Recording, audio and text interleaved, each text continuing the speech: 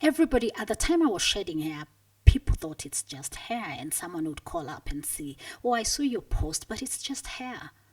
It's just hair." But I said, "No, it's not. It's not just hair. My my choice has been taken away. My me has gone. So it's not just hair." And it's really a very selfish thing to say to anybody that it's just hair, because you don't know how deep they are into that feeling of, I need my hair back.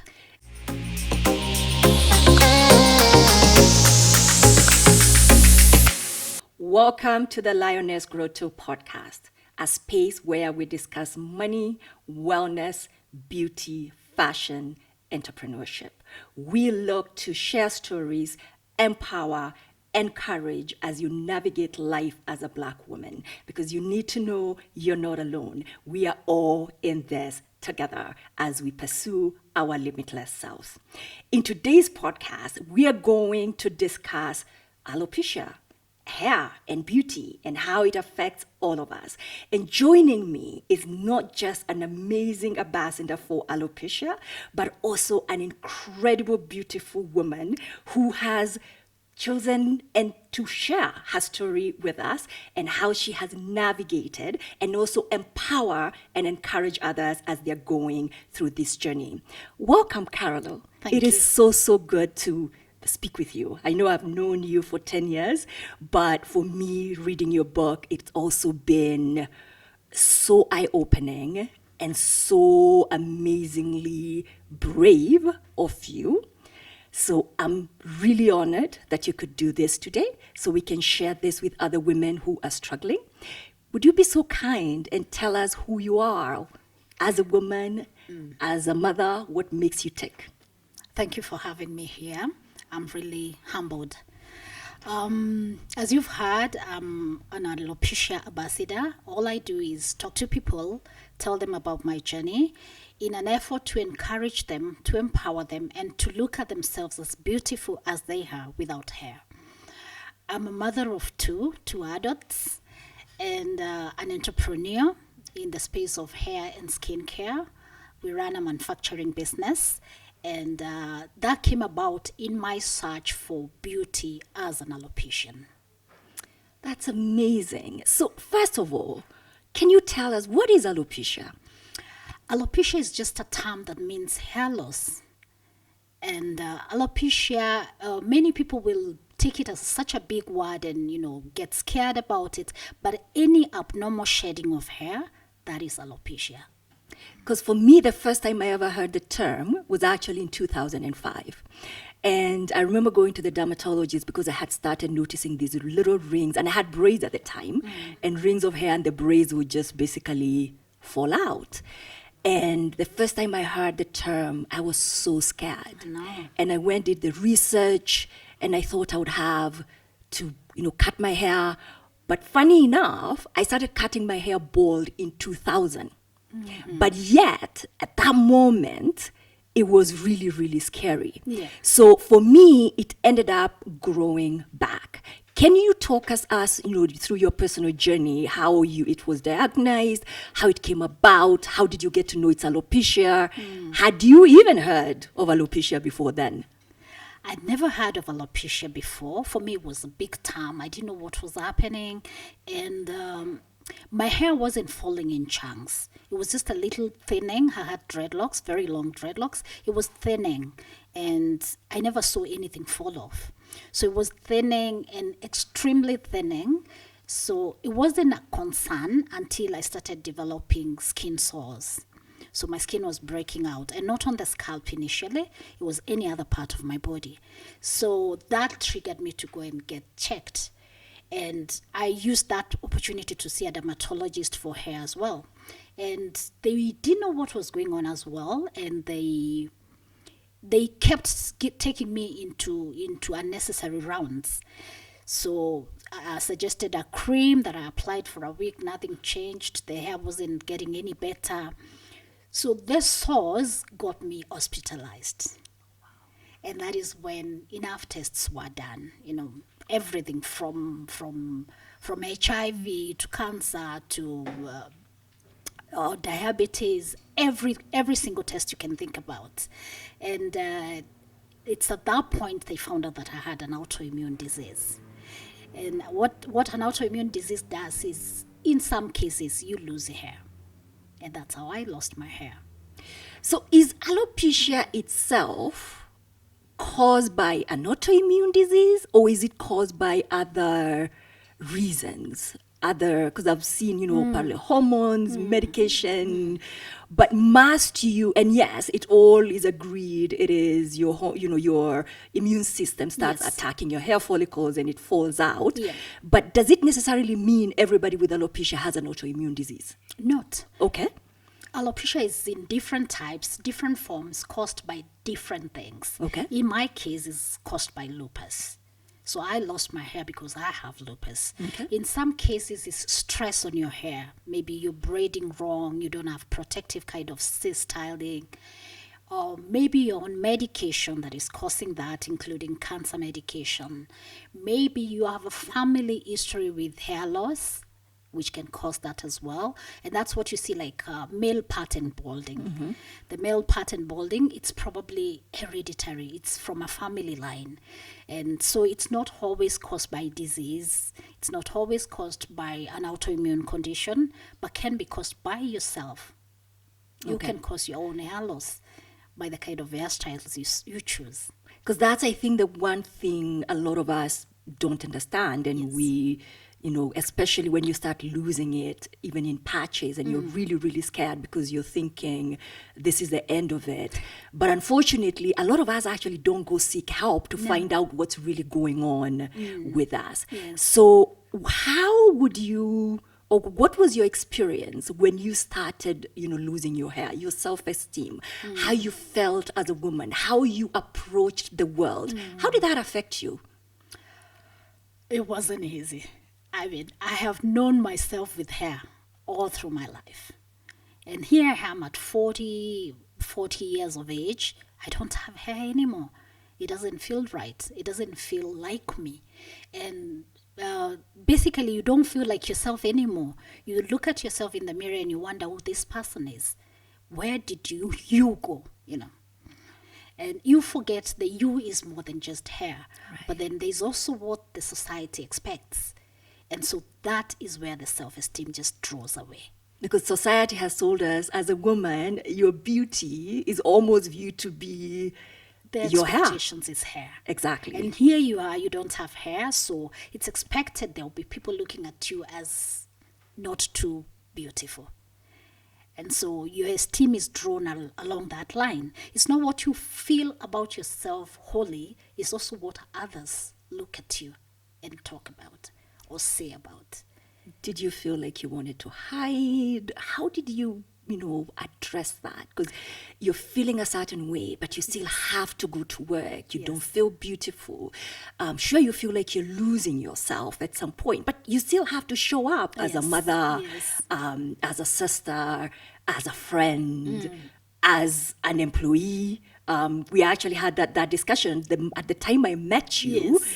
you were losing your hair, but I never got that. All I remember seeing is how beautiful and striking you were. So how did you navigate that? How were you feeling that way and still being able to show up? In the beginning, it wasn't that easy to show up. There's the season of hiding. So I started off by shaving the places that had patches to just look like I have a new hairstyle, but not completely out. But then it continues. The losing of hair continues, so you can't maintain a hairstyle anymore. So the hiding season was wearing wigs, which was extremely difficult for me because that's adding something on top of me that wasn't me in the beginning. So I had a season of wearing wigs, very uncomfortable season. And one day I just woke up and said, I have to show up as me, as the me inside and not the outer me. And that was the turning point. You mentioned being misdiagnosed for how long did it take for them to actually figure out what the diagnosis was and how to treat it, or how to deal with it? How long did that take? It took a very long while, and that I don't blame even the system for doing that. It's because it's a difficult condition to figure out. You need lots and lots of tests to figure out what is causing the hair loss. And the immediate thing that anybody would point at is maybe you've used chemicals, maybe you've been braiding too tight, but I wasn't doing any of that. So it took a while, and I think it took a very sharp person to figure out what if this was and not what we've been thinking. So I was in hospital for a whole month before they finally figured out. Hospitalized? Yes. Oh, wow. Yes, because I was breaking out there. I had sores on my waist, on my bikini area, on my legs, and on the scalp. So to connect that to the hair loss was a bit difficult. Yeah. Wow, that must have been an ordeal. It was. And to sit here and talk to you about it, it's just really good to see you being so bold and being, embracing it, that you are not your story. And that's what it goes to say. Yeah. While you were going through that whole process of being diagnosed, what's going on with me? You had these beautiful dreadlocks, you have to cut them off. What was the emotional and mental, effect on you? Very painful. It was very painful. I was hurt. I was really hurt because I didn't know why me. That's a question I kept asking myself. Why me? I mean, I've done everything right by myself. I take care of myself. So why would I suddenly not be me anymore? And having no hair, that was like, you're no longer that beautiful you. Yes. Wow. Yeah, it was a painful journey. And I can't even imagine. Like I said, I went through a very small period of it, and it was emotionally draining. And literally, it was probably about 3 months, and the hair came, grew back, and it has never been an issue before. I didn't have to go through the test because for me it wasn't Anything serious, that stressful. So what would you advise a woman who has started experiencing these hair loss? What would you tell her to start doing? If you experience any form of abnormal shedding, your hair sheds every day, that's normal. But anything abnormal, bulk shedding, you comb your hair and there's so much hair on it, or it falls off and you can see it's falling off, my advice is see a doctor, see a dermatologist. Let them start figuring out, is it just external or is it something going on in the inside? Because when you think about lupus, it's not a small thing. Huge. It's huge. Yes. It's not just hair. It's huge. So if you don't see a doctor in good time, to start processing and preparing you for whatever it is that's happening within you, then you might be able to lose your hair and many other things. Okay, so one of the things that actually reminded me about this conversation and why it is important is we own a hair brand, Mosara Kenya, and one of the biggest questions we get, mostly on DMs, is I have alopecia. Do you have something that can help? And what that told me is a lot of people still do not understand what alopecia is and how to treat it. So our response has always been see a dermatologist. And that's what basically brought this conversation on, and for me to seek you out, because I felt there was a bigger conversation to be had, because this woman is stressing and she's thinking, just the products we make to maintain your hair can help regrow hair. So what got you and led you to share the story in your book, Unveiling the Bold? I started first by doing chatting online. Then I started writing. It was like a daily journal on what's going on, what I'm feeling about it, if I'm losing anything else apart from hair, because hair is not just on the scalp. There's hair everywhere. So I was monitoring which other parts of my body are losing hair, because when you have alopecia totalis, then or universalis, you have hair nowhere. Right. So your entire body has nothing called hair. So I kept monitoring that and trying to understand, will there be a time that I lose all my hair? So I lost on the scalp and I lost in the nostrils. but that has regrown. And I decided it's time to talk about it and how best can I do it.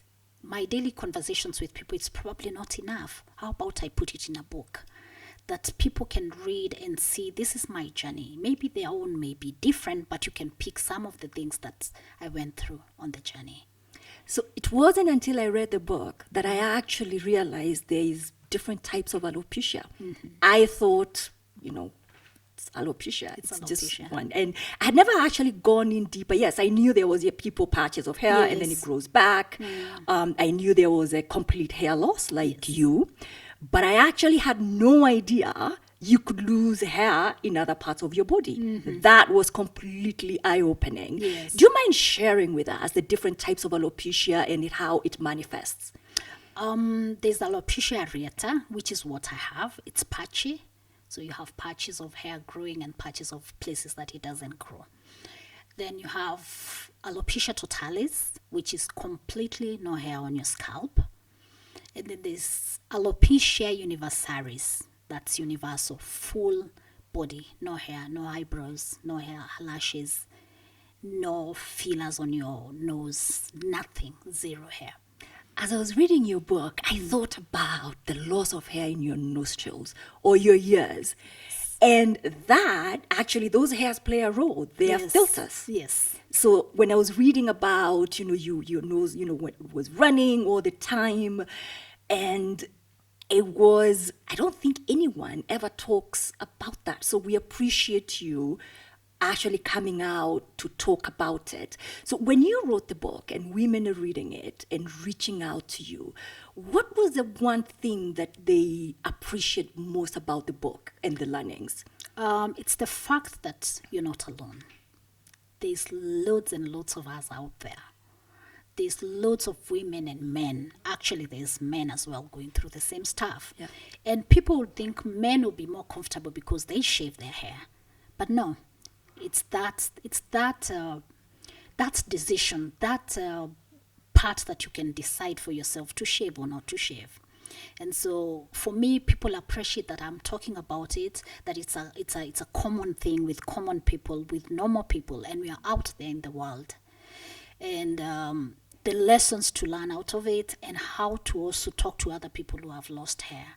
Because I think we talk negative, not knowing we are actually hurting people. Yes. Yes. In the first chapter of your book, you start with, it is not just hair. How dare you? And it was eye-opening because I had never mentioned it to anyone, but as a person, again, who shaves their hair, grows it, can do a lot, colors it, does a lot of things with it, I have thought it. And I still have a choice Yes. to do what I want, but that choice has been taken away from you. Yeah. And I am thinking the reason that was basically the first part. bold headline of that chapter. Yes. Has this something that has been said to you? Yes. Everybody, at the time I was shedding hair, people thought it's just hair, and someone would call up and say, "Oh, I saw your post, but it's just hair. It's just hair." But I said, "No, it's not. It's not just hair. My choice has been taken away.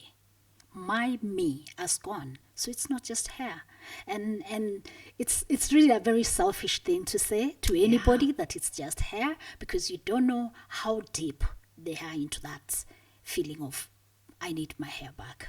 It is selfish, but for Yeah. most people who say it, it's actually not something they've thought about. True.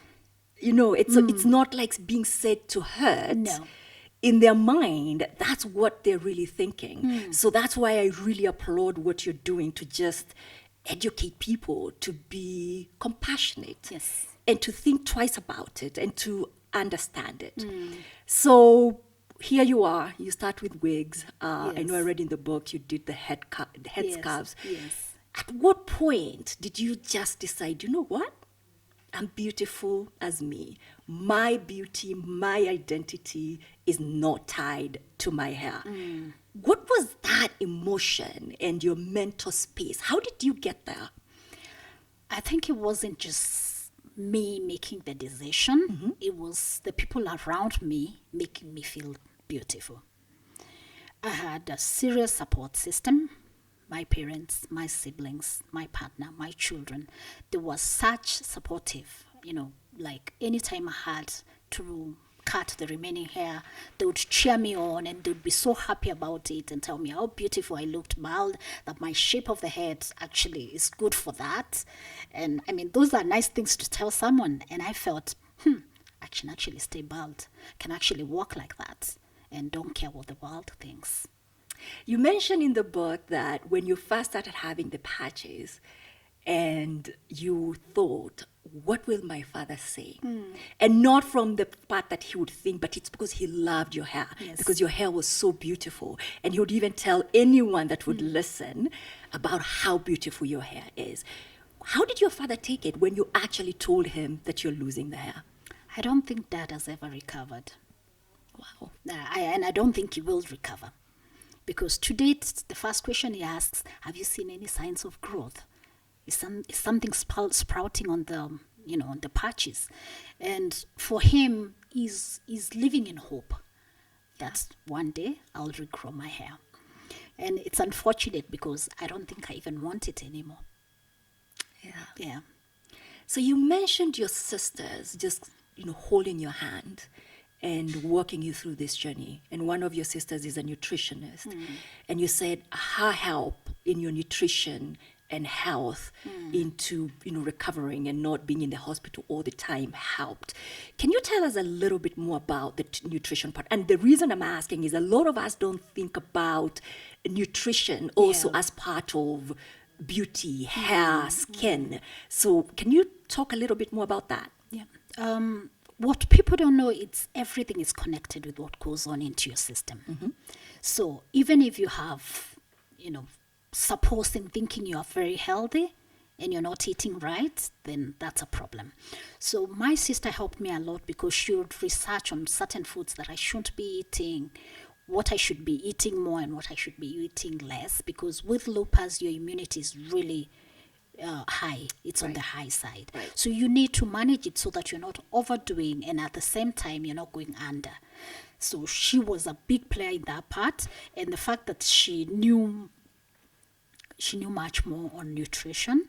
And what I can say is that helped me because I figured out I need to eat certain stuff and to avoid certain stuff. What about your children, your daughter, your son? How they receive it? How do they support you? They have beautiful hair. They have long, beautiful hair. Both of them are growing hair, both my daughter and my son. My daughter has dreadlocks, my son has an afro. And for them, the fact that they didn't judge, and they didn't look at me differently was a win for me. It was a serious win because children will be affected by what affects you. And I watched them. They were actually encouraging me in certain ways. That's amazing. Yes. So when it comes to hair loss as a woman, and I'll speak this from a woman's perspective, when people look at you differently, because I know you mentioned it in the book, were these more men, were women more supportive, were women career, were men looking at you as not being beautiful? Was there agenda about how they approached it? The women, they're the most judgmental. Wow. Yes. I had some nasty comments from men. But it never got to me. At the point I went bald, at the time I decided it is. I didn't care what anyone said. Even if you stopped me and said anything nasty, I wouldn't even take note of it. Yeah. So are you having any challenges in the advocacy as you getting this word out, educating people, encouraging women going through it? Are you getting any, people, not wanting to listen, or some judgment, or, why are you talking about this? We don't talk about this, or any feedback, bad feedback or good feedback? Okay, well, because I'm also manufacturing skincare and hair care products, there's an expectation from many people that product should turn around the hair loss. But that's not the case. People don't understand that products don't grow hair. No. You know that. And as a you're person doing that actually as who well. is in the Yes. beauty industry, in the Yes. hair and skin, one of the worst things I hate is the marketing that it will regrow hair Yeah. or it will make your hair longer. No, it doesn't. It doesn't. And that's something we need to really To really work on it and make people know that our products will help you if you're Right. doing the right things. Yes. But they're not growing your hair, because growing hair, it's biological, happens every day. Your hair grows if you apply the oil or not. It grows. But what are the right things you're doing for your hair to stay healthy? How are you retaining that healthy hair? Right. And so that is one of the challenges, because people expect miracles. And so the minute your hair falls off, you want to go for that miracle. You want to go for that miracle oil. You want to go for that hair growth oil. But there isn't anything like that. It doesn't work. Then there's also people running to have transplants. And I have people in my community of hair loss people that have gone for hair transplants without finding out what's causing it. Like, if I had a transplant, lupus will come and kill it anyway. Anyway, exactly. Yes. So, without understanding your internal workings, what's ailing you, what's the problem, why have you lost hair, you go and have a transplant, and then it's cost you big monies, And then you lose it and you again. lose it again. So, and it's not just, just young women like No. you. I have a friend of mine whose mom has started losing hair in her 60s, alopecia. And she's really struggling with it. Really, really struggling. And she's looking to do hair transplants. I actually now want to come to you and, go to them and like, hey, have you found the diagnosis? What is causing it? Because that part I actually didn't know. I didn't know, because yours is lupus caused. Even if Yes. you do a transplant, it will go away again. It will. And that is education you need to put, I think, education that Across. needs to go out there, and we need to let people know this. Because we are rushing. I have the money, I can do a hair transplant. And then again, in a couple months, years, who knows, it goes away again.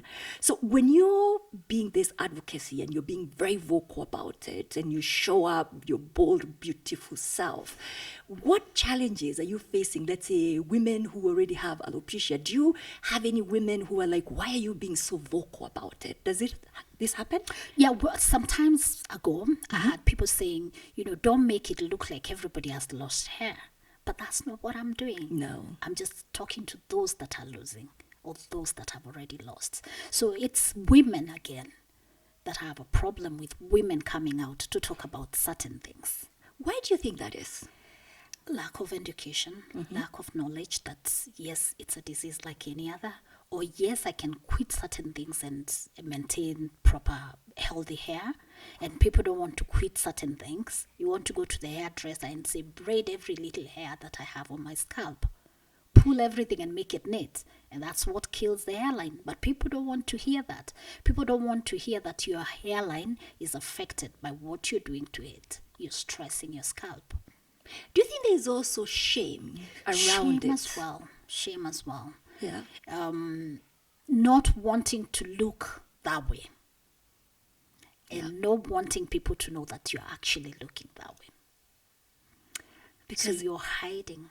Yeah, because if I remember, unfortunately, I'm not one of those. I'd say fortunately. Yes. I remember one time getting braids done when I was in high school during the holidays, and they were so painful.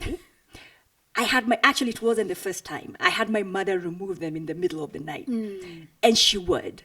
And my father said, there's this saying, I think it's in Kikuyu, something about beauty is painful.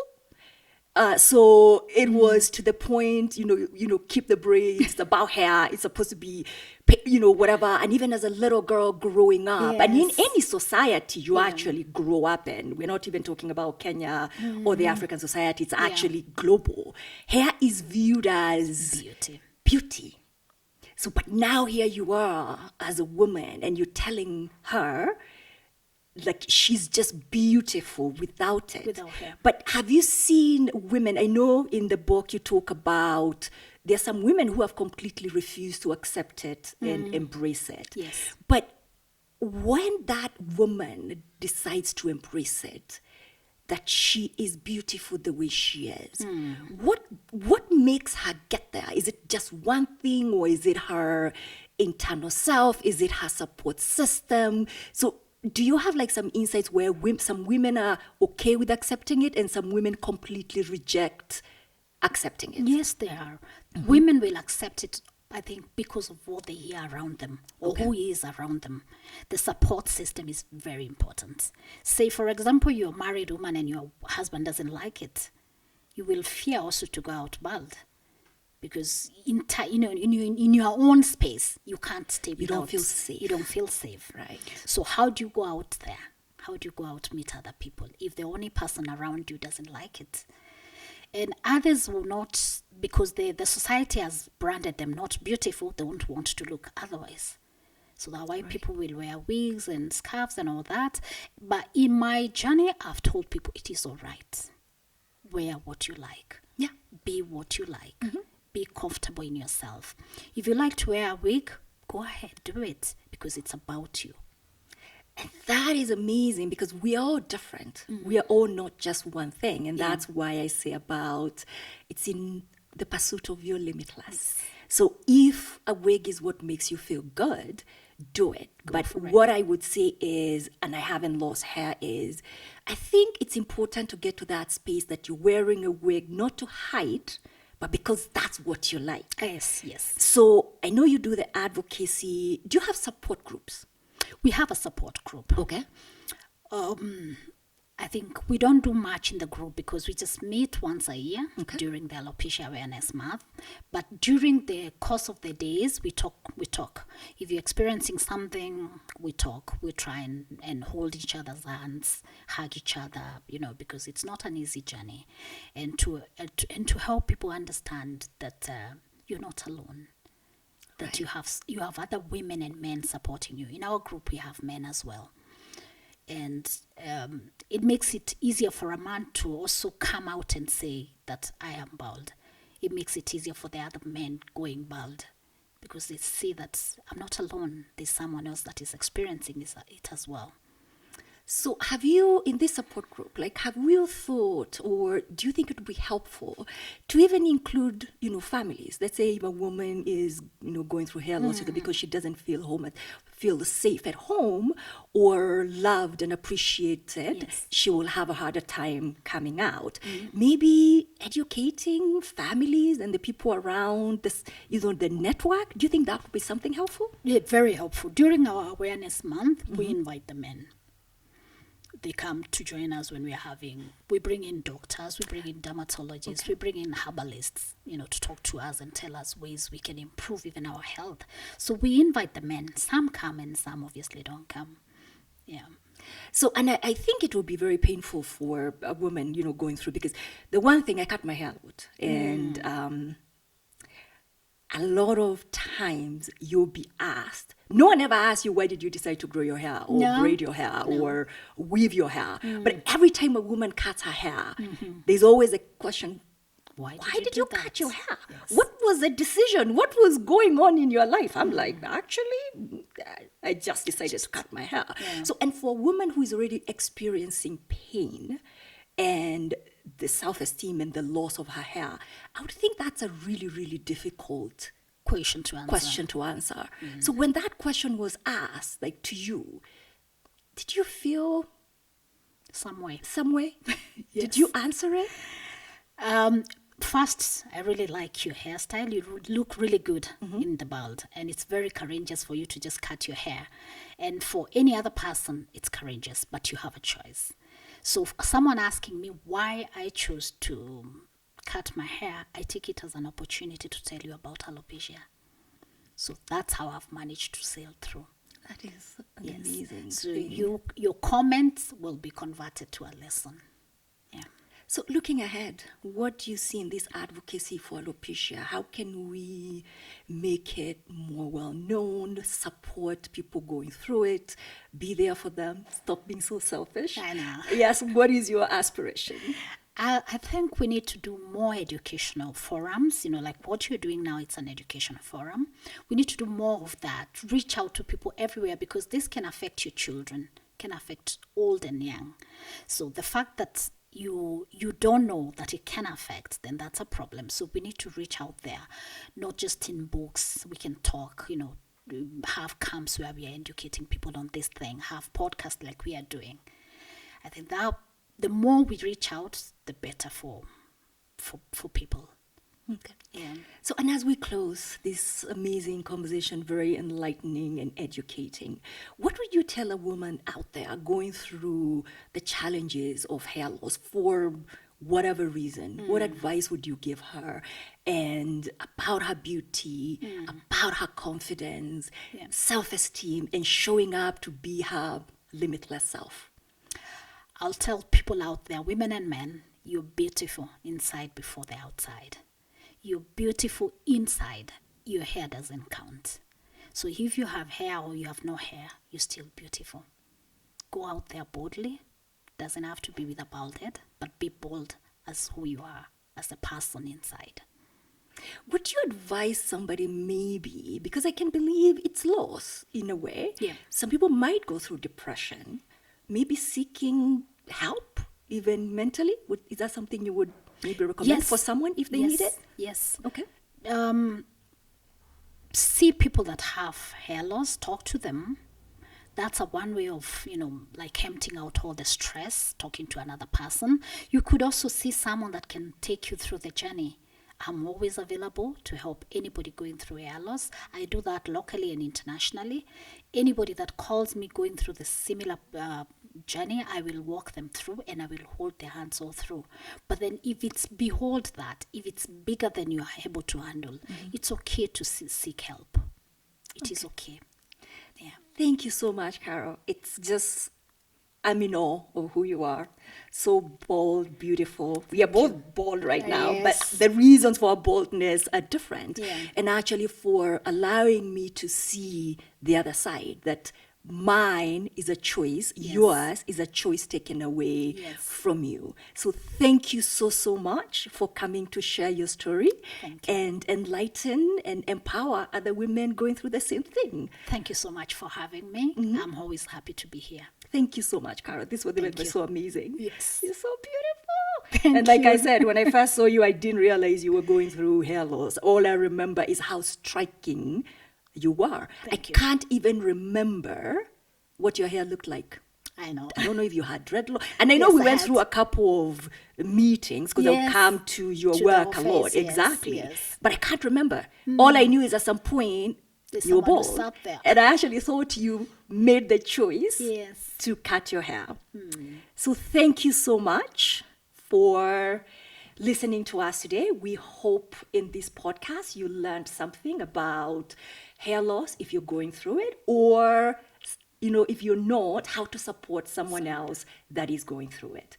Not to be selfish, to empower them, to encourage them, and to remember that beauty is not your hair. You are beautiful as you are from the inside.